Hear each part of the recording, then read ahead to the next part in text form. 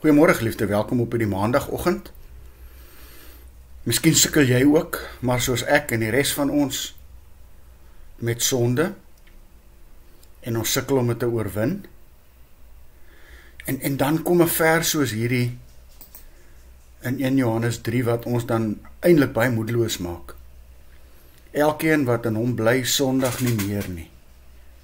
Elkeen wat aanhou sondig het hom nie gesien en hom nie leer ken nie.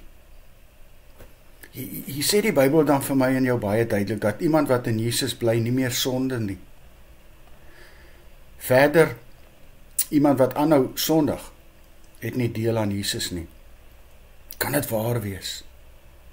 Geliefde, ons sukkel dan nog daagliks teen sonde. Beteken dit vanmôre dat ek en jy God nie regtig ken nie en God nie regtig in ons is nie? Miskien moet ons dalk net so vinnige Griekse taallesie vir ons net hier uithaal. Die werkwoordvorm wat hier gebruik word, beteken eintlik dat 'n kind van die Here nie aanhou sondig nie. Met ander woorde, hy gaan nie dood luiters voort met iets wat hy weet verkeerd is nie. Dit gaan nie hier oor 'n eenmalige of selfs sporadiese struikeling nie, maar dit gaan hierso oor die hardnekkige volharding van hierdie sonde. Miskien is dit goed dat ek en jy weer 'n slag hierdie vers lees. Jy moet weet dat 'n kind van God nie net eenvoudig kan maak soos hy wil en doodluiters kan aanhou met dit wat hy wil doen nie. Met ander woorde sonde. Net soos ons van ons kinders verwag om nie aan te hou met iets wat ons verbied het nie.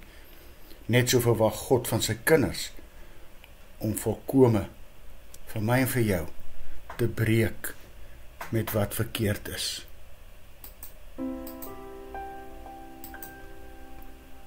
Here, heilige Here, U wil is hoër as myne. Here, heilige Here, laat U wil ook myne wees. Laat U wil ook myne wees.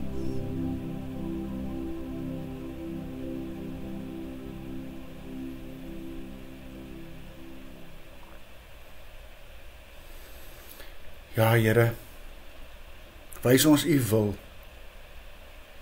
en gee ons die krag en genade om dit te gehoorsaam.